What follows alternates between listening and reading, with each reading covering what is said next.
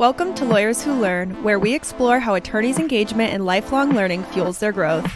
Join us to uncover these journeys and gain insights for your legal career.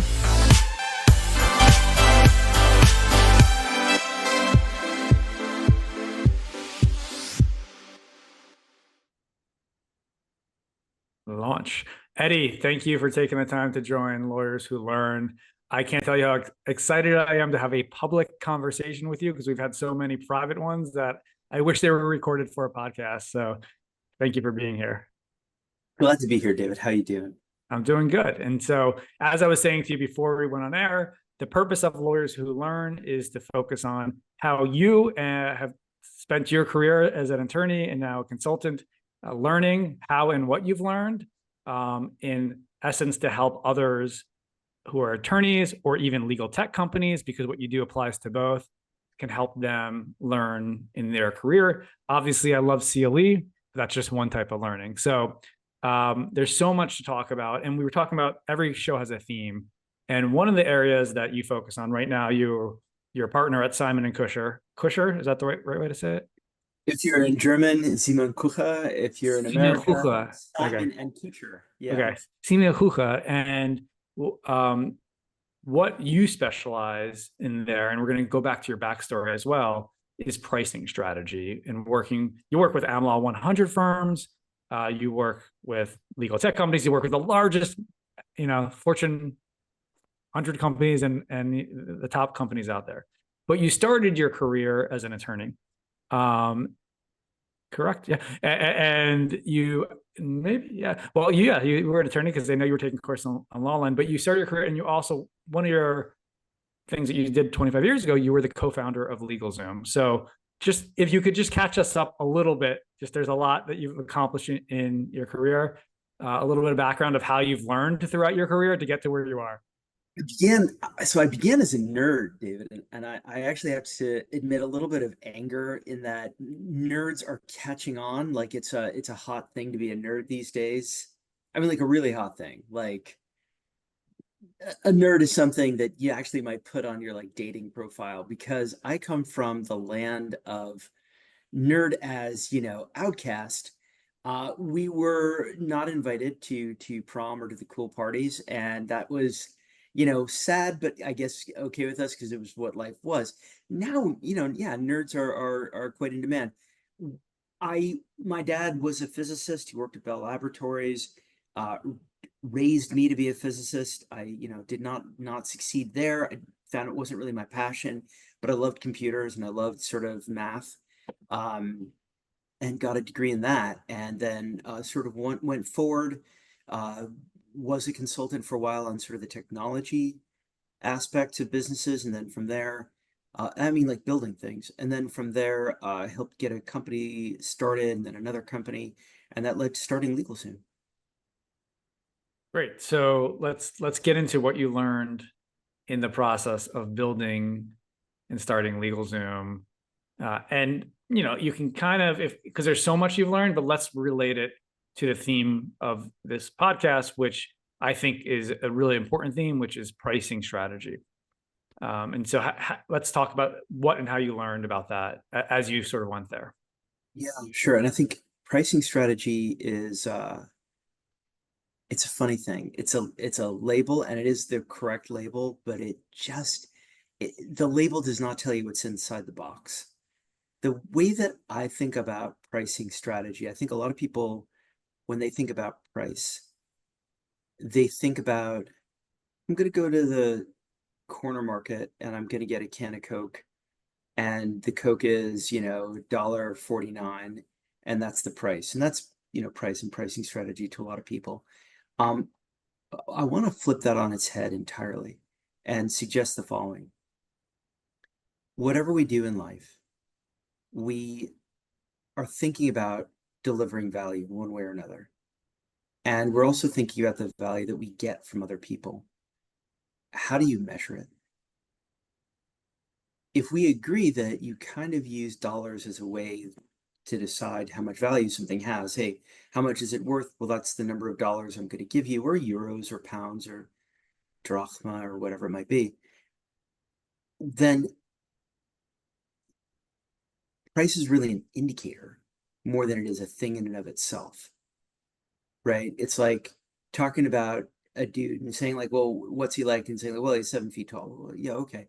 That that is a true quality, but it's him. Like it's the substance of it, it's the muscle and the bone and whatever that made him into something 7 foot tall. Similarly, price is not something in and of itself. Price is a way that we look at the value that something delivers. And if you think about that, sorry, David. Good. Yeah, if you think about that, then pricing becomes something much more interesting. Price is like sonar.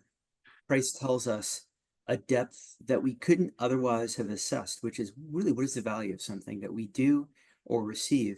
And if you're in the business of doing, if you're a lawyer, if you're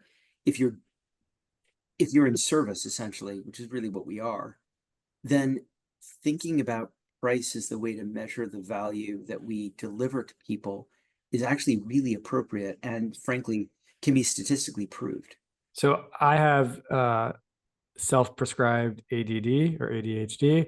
And so when you talk about price without specifics or examples, I sort of get lost in it. And so is it worth spending time? And if you tell me, no, let's get into your current sort of area, spending time about the days in LegalZoom, because there's two people I'm thinking about listening to this podcast. And I think I want to address both of them.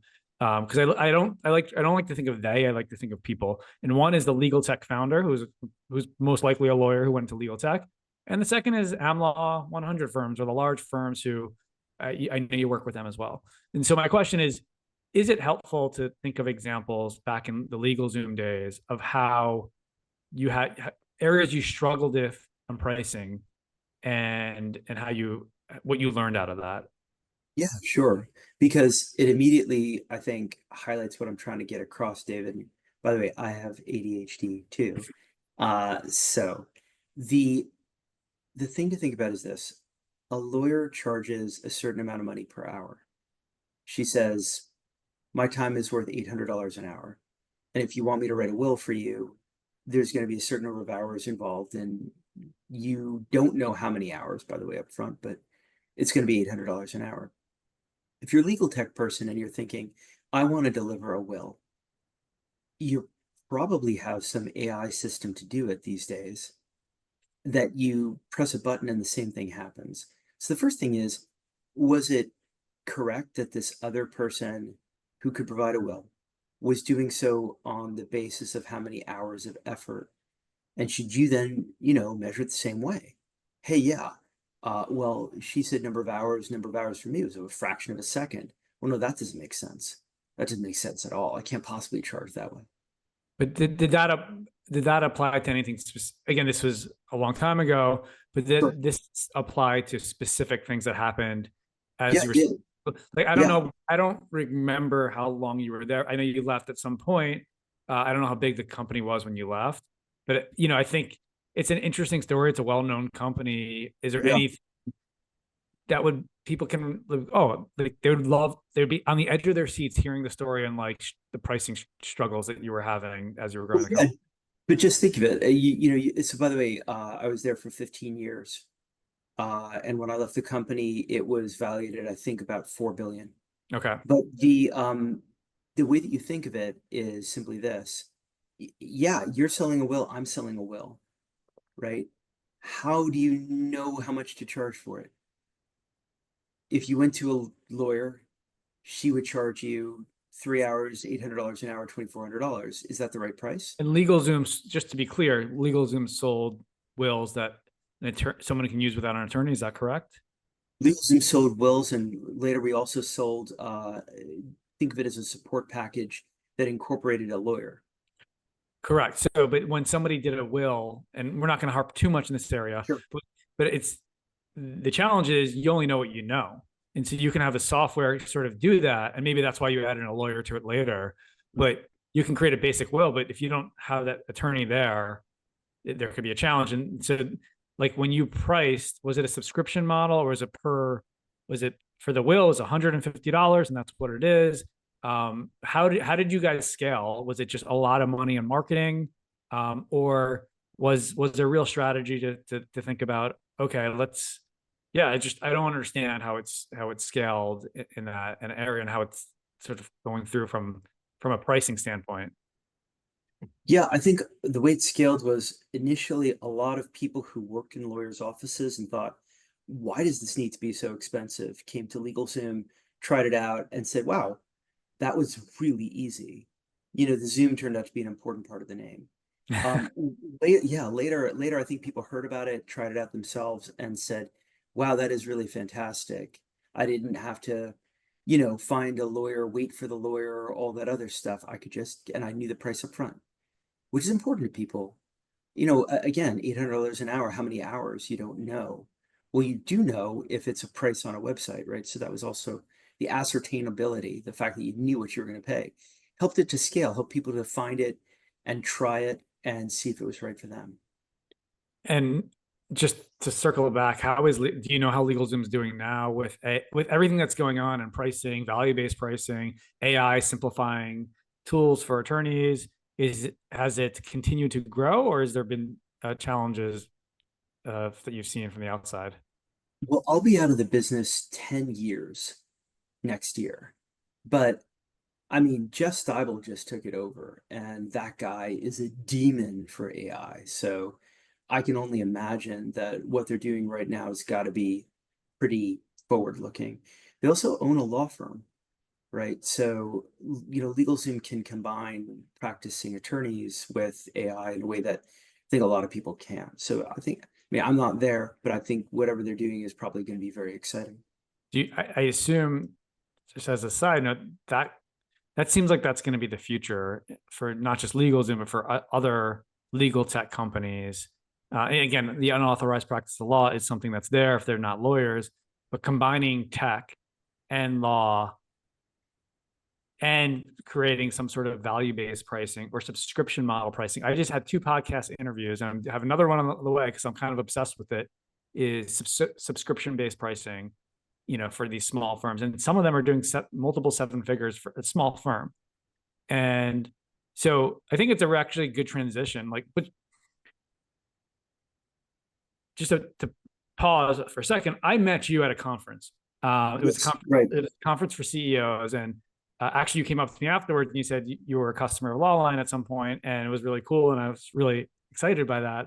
But it was one of the best presentations I've ever seen on pricing and decision making. And you also you recommended to me, and I took so many notes. You also recommended a book that was written by your firm, which is called Monetizing Innovation. We've since implemented a lot of it at the firm at Lawline.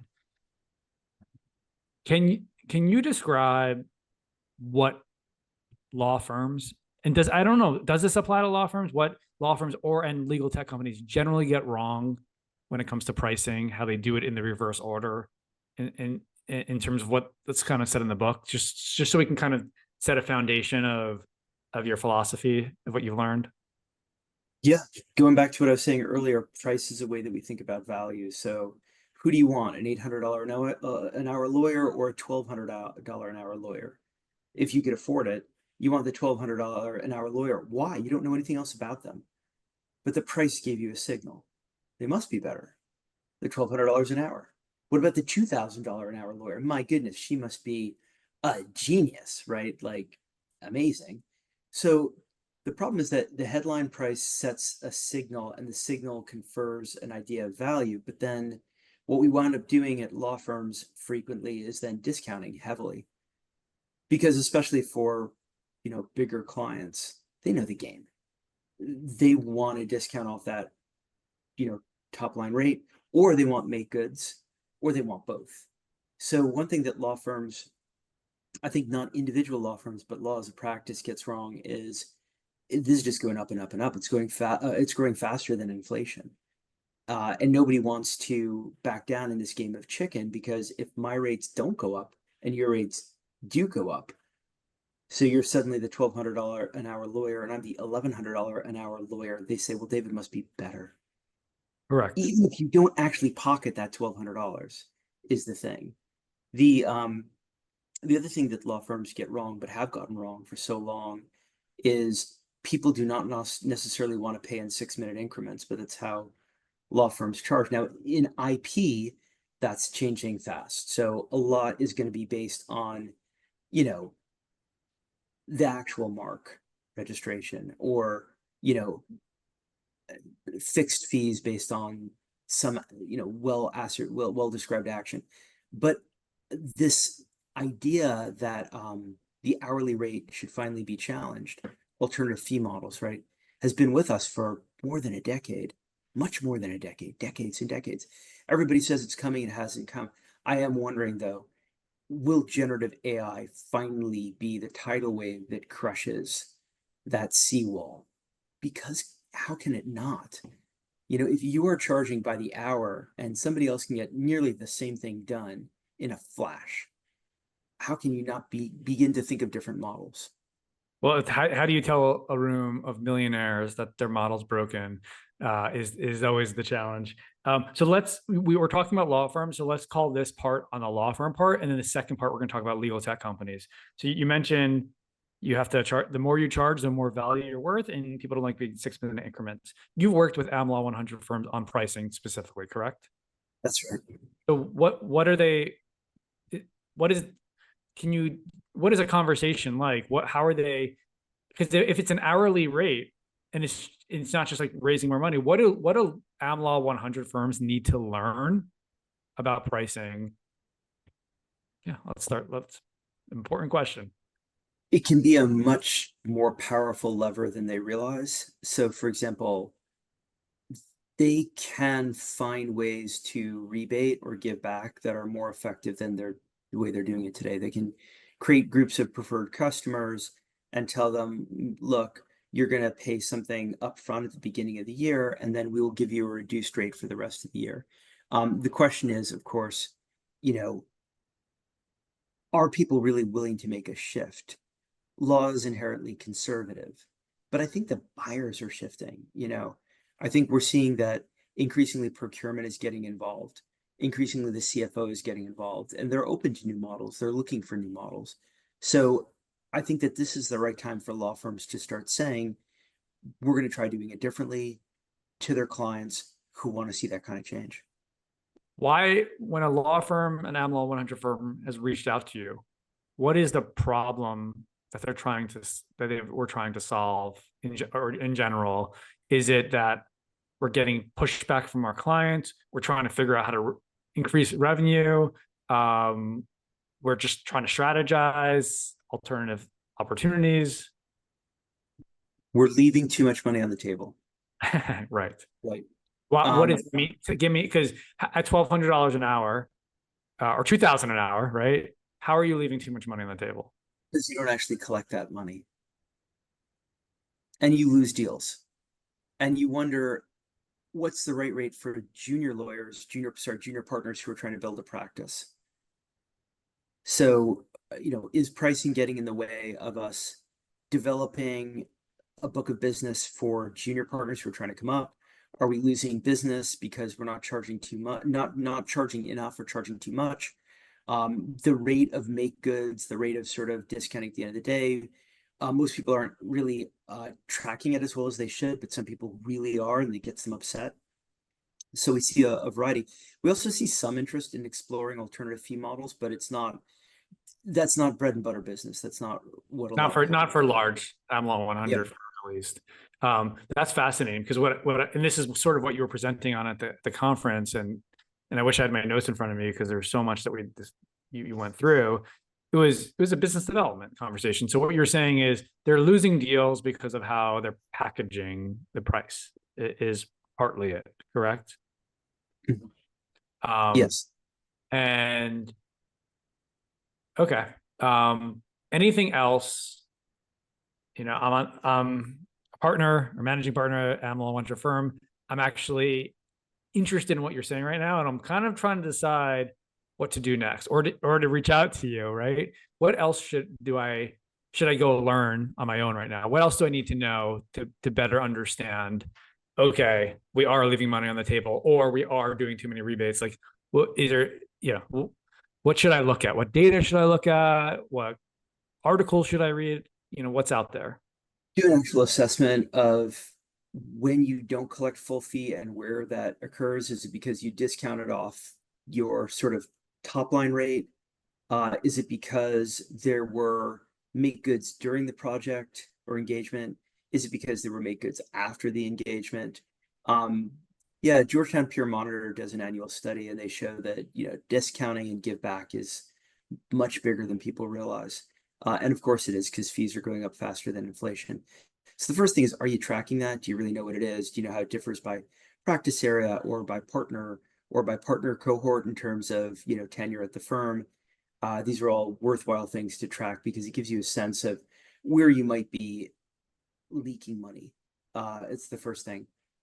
The second thing is really understanding from clients what they want to pay for. Being able to get the partner on the phone when you need them is incredibly important. And if you can figure out a way to designate a frequent purchaser of legal time as a preferred client, and ensure that they get what they're really interested in, it can help to push back on the discounting, make goods, and everything else, help you to achieve better attraction. But David, you said subscription. I think that what a lot of law firms would like to is to get to a quasi subscription model where they have a certain amount of guaranteed work with their big clients, and they're looking for ways to get there. So that's something that is a lot of interest. The other thing is, as a law firm leader, you've heard about generative AI. Everybody says it's going to kill your business, or they say it's going to mean a totally different model with no associates, right? And you've basically gotten to the position where you basically have shrugged and said maybe, but until that day comes, I'm probably not going to do anything about it. I just came from the Legal Gig conference in London, and we are talking just about that. And they're all talking about it. They're all using it. But when the billing comes, there's no discounts because of it. And the question they were saying is, are they using it secretly, right? And so until there's a day of reckoning, or one firm leads and everyone follows based on sort of some sort of model there.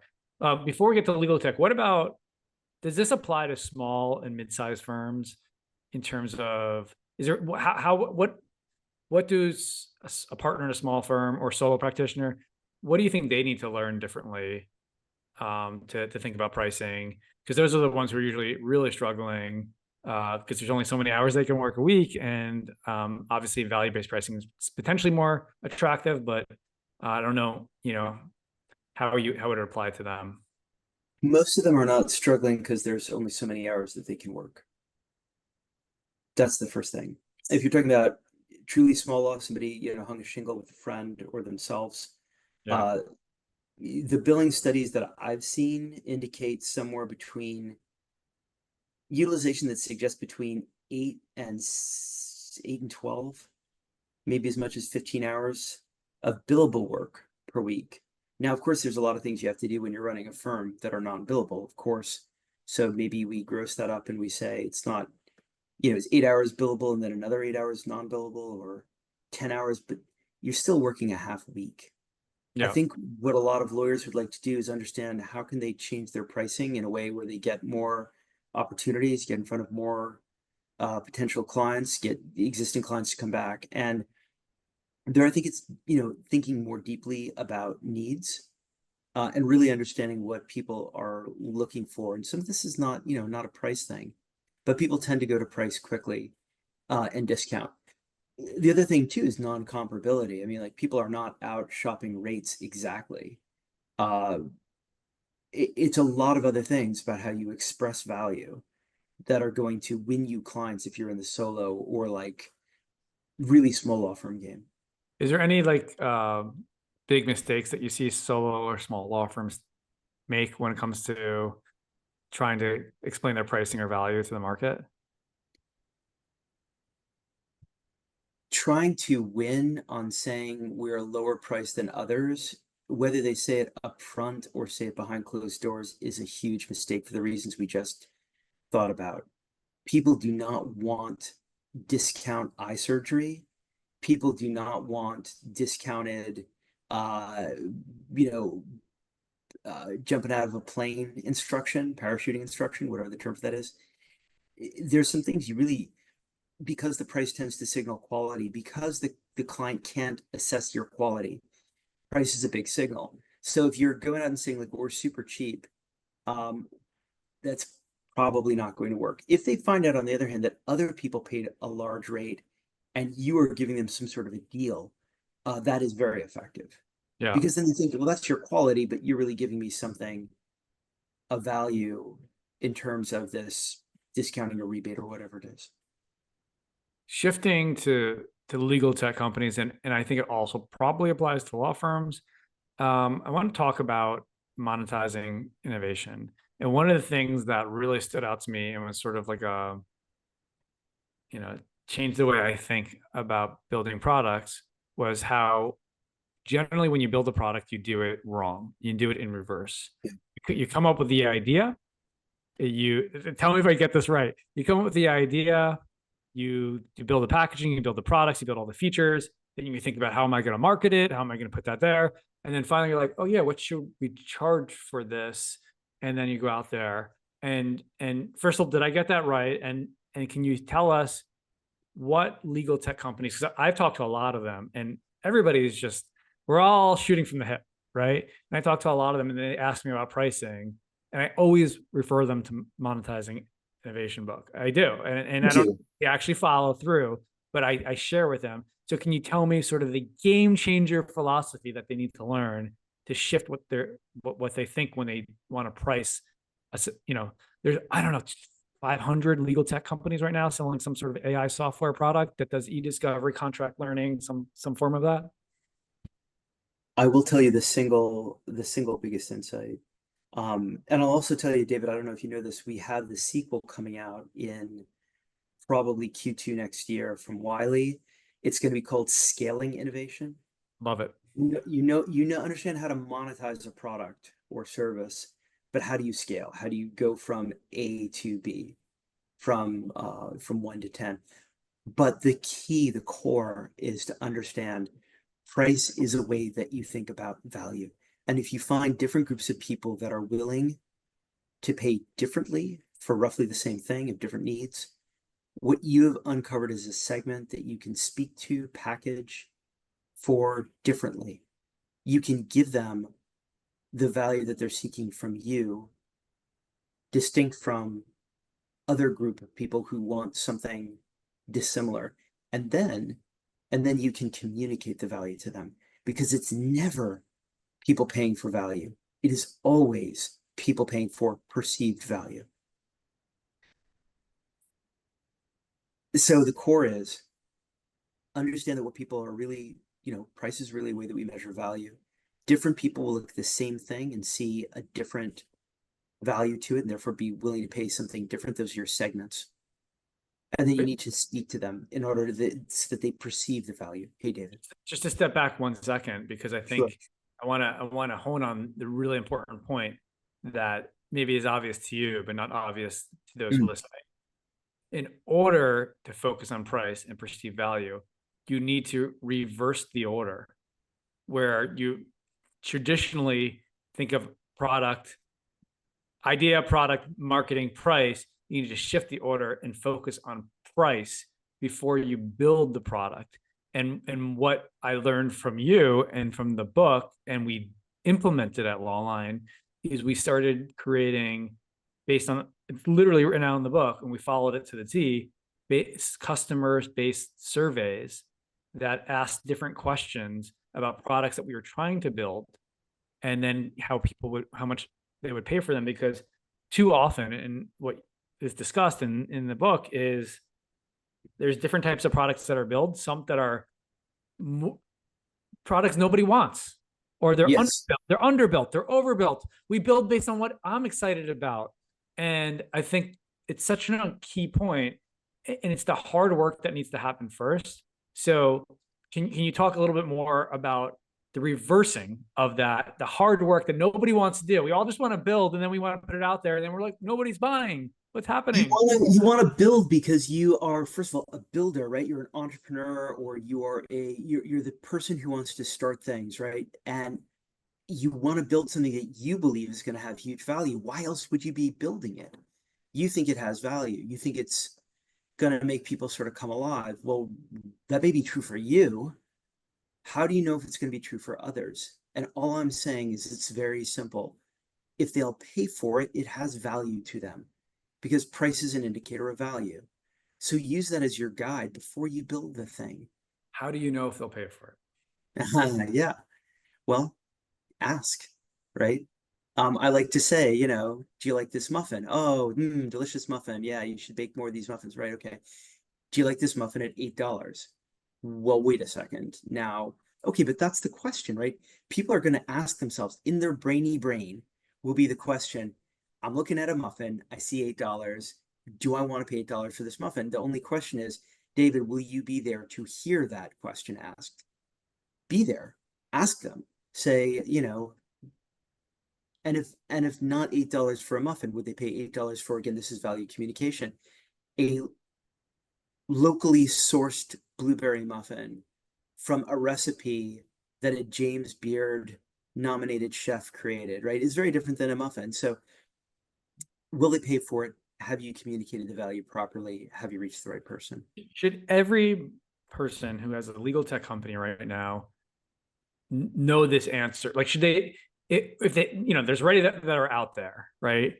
And there's the ones that are starting. And many times they just come up with the numbers. How important is them to really survey or ask these questions? And how many questions is enough? Again, because it's not, a muffin's easy, but like when you come to these products, there's 17 bells and whistles that are common. There's 17 features. There's this or that. And, sometimes they call it a beta test. So you put it out there, the market will tell you if they'll pay for it or not. And there's a point where you don't want to, perfect is the enemy of good. And so I'm wondering where this pricing strategy falls in versus just putting it out there, see if they buy. Okay, let's try it again, put it out there, see if they buy, and keep doing that philosophy. So here's the secret. If a product has like 17 features, we all know the products that David is talking about, right? We've all, long list of features. There's only one group of people who care about that typically, and it's the people who built it. And they care deeply about each and every feature, right? And no one who's buying does. They care about 3 of those features, maybe 5 of those features. We like to call it snow blindness. Beyond that, they just don't care. People believe that they add value, add value, add value. You're adding noise, probably. There's no clear, thing. So find out what are the things that people really care about, that really motivate their willingness to pay. Find out about them, ask. And then, yes, have a way to ask about, okay, great. Well, these are the things you care about. This is what we're delivering. Then how much would you pay? You said, Eddie, is it important that they do this? Man, what could be more important? What are you doing if you're going out there and you don't know the answer to the question, do people value the thing that you're trying to bring to market? And what happens is, and God knows we're guilty of it at Lawline over the past 25 years, especially the 17 years since I've been building, is you built a lot of products that you kill because nobody wants them, or you didn't market it properly, or you didn't communicate it properly. And they're good. And a lot of times they're good products. They're just not, and part of it's not even pricing. Sometimes they're just value add products that we put on there that it's even hard to get people to use. So this can apply beyond pricing to just getting, is this something you value on top of that? Do you know the data? Because I know it's in the book, I think, how many new products that launch end up failing? Yeah, 72% based on our study, but we increasingly think that's low. Yeah. Google did a study. We know people over there, they say it's in the 80s. So it's 80s, what? 80% failure. of products that are built fail. They build the people 80%, according to them, of the more than 80% of the things that people built never hit their market goals or fail entirely, right? And that's just, it's not only kind of wasteful and wrong, it's also, think about the people's careers and time and sweat and the people who trust you and everything else. Wouldn't it be better to instead find out what people value, try to satisfy and deliver on that value, and then price appropriately? And then you've got a much, much, much better chance of course, succeeding in the market. pricing is just one component of it, because you still got to put it out there. And like, I think Absolutely. Jeff Bezos says it great. He's like, their philosophy is experimentation. And Yeah. what he loves about business is, unlike baseball, every time you go up to bat, the most you can get is a home run. He said 1 out of 9, 1 out of 100 times when you get up to bat in what they do, they won't just get a home run. They might get 1,000 runs, 1,000x. And so that's sometimes a philosophy, like the Google 20%. Developers spend 20% of your time trying to build something great, and then you come up with Gmail. And that's a great product. And that's where I struggle, where I'm an artist and I love to build, and I want to build great product, and I want to have an impact in the industry. But sometimes, like, you don't just get the Gmail from trying to build that. And so I don't know, I think a lot of people struggle with those two areas. Yes. And making that work. Anything else in the last few minutes we have that how No, that company I can do, learn differently here? I do just want to comment, like if you're running Amazon and you happen to be Jeff Bezos, like of course go out and run down. He called them blind alleys, right? As many as you want. I would even say though that if you are, maybe curate the set of blind alleys you want to run down by saying, hey, first let's ask people if what's at the end of that alley holds value for them. And then if so, like, yeah, sure, test live in the field, 5, 10 different things. Unfortunately, like you look at what Google did, they had so many interesting ideas. They tried them all, none of them worked, or not none of them, but most of them did not work. And they shelved those. And honestly, if you like a sort of Darwinian approach, fine, but think about all the people that were on those projects that went nowhere and what happened to them. It didn't have to happen, right? You could have, again, curated by what? Well, by, is it giving value to somebody? That you can find out before you build. Totally. And how can, it's a behavioral change, and it's a lot that you got to learn. Even working with you as a friend, and also with the book, it's not easy to do. And we've followed the book, we've done some surveys, we got some feedback, but there's only so many times you can ping people and put it out there. What are some easy button ways that companies can learn how to understand the value of the pricing before they build the product? Yeah, just ask people a simple question, which is, would you pay for this? Yeah, it's cool, but would you pay for it? By the way, it may be that some people wouldn't, other people wouldn't. And then you found something really important, which is, okay, great. This is the group of people that would pay for it. You know, it's people in high risk industries. They would pay for this. Awesome, great. Now you know something. You can think, well, what else do they People need? What are honest the about that business risks? though. When you say, Yeah. would you pay for it? Sure. But then when you actually want their credit card, Mhm. they're gone. Do you find that to be the case? Yeah, it's a sad fact of life. People lie. They may not want to lie. They may not even think that they're lying. They may tell you they'd buy something and then not buy it.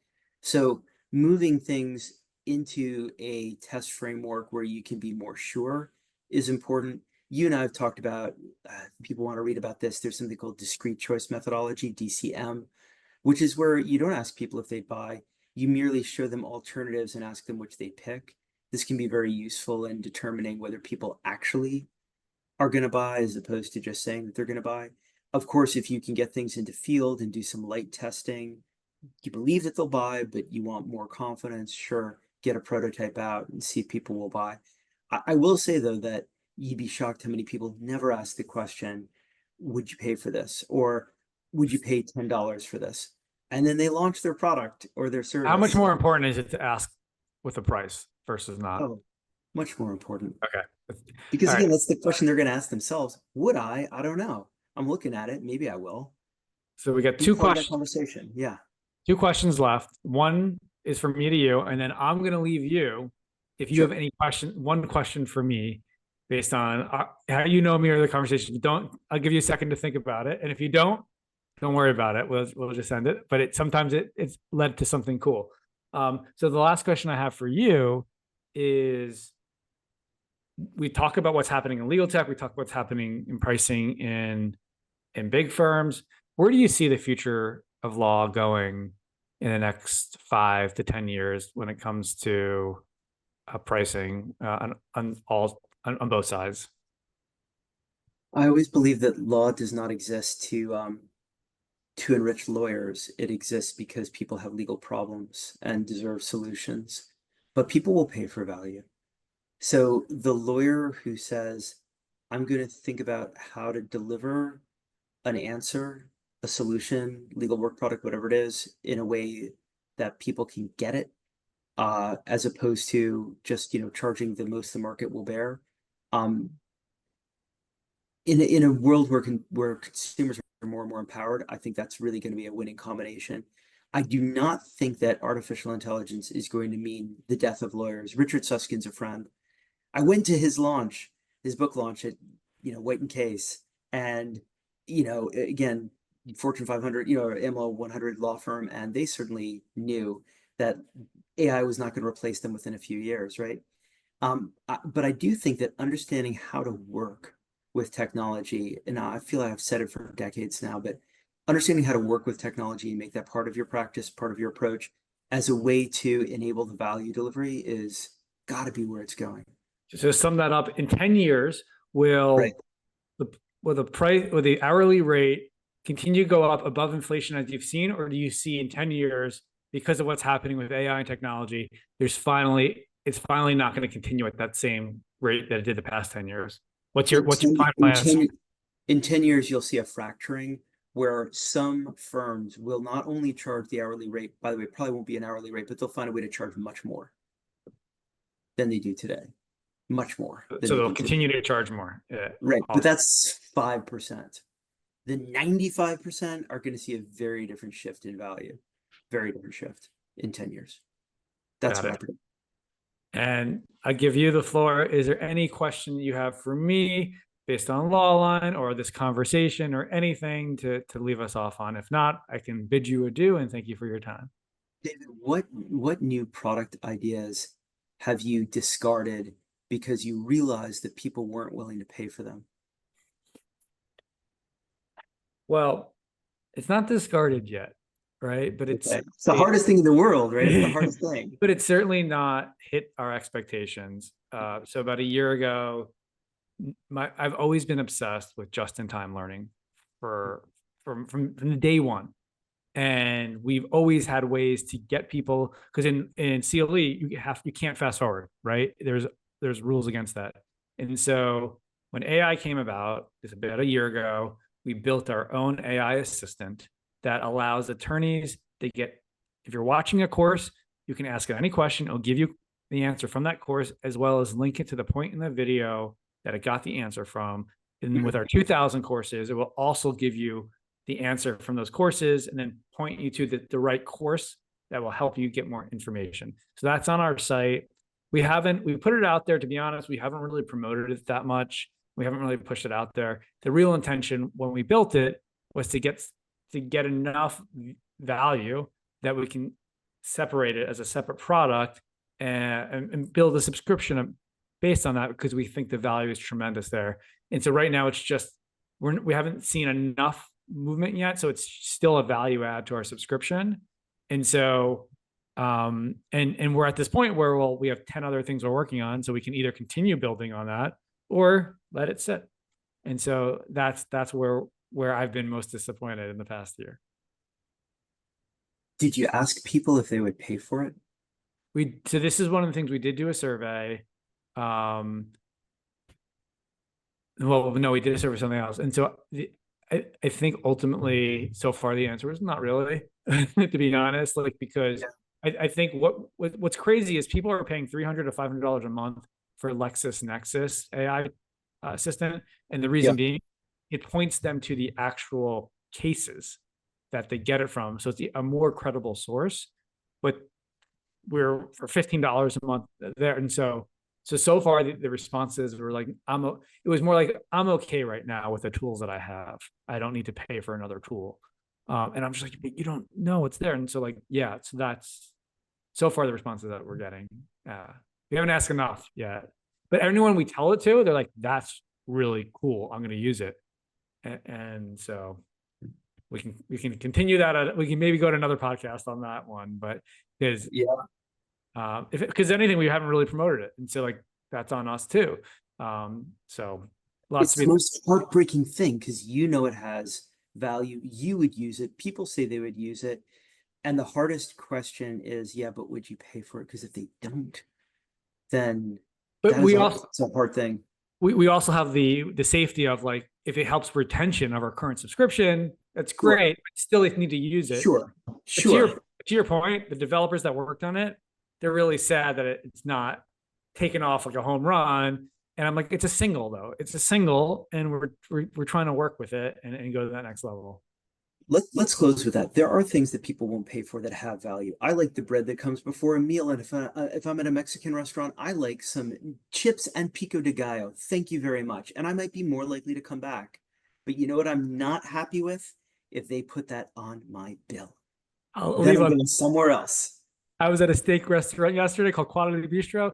$38 for bread and butter. It was pretty damn good though. I didn't pay, it was on someone else's bill. All right. Thank you so much. I really appreciate you, Eddie. And David, I'll see you soon. Great seeing you. Take care. Take care. Bye-bye. Bye now.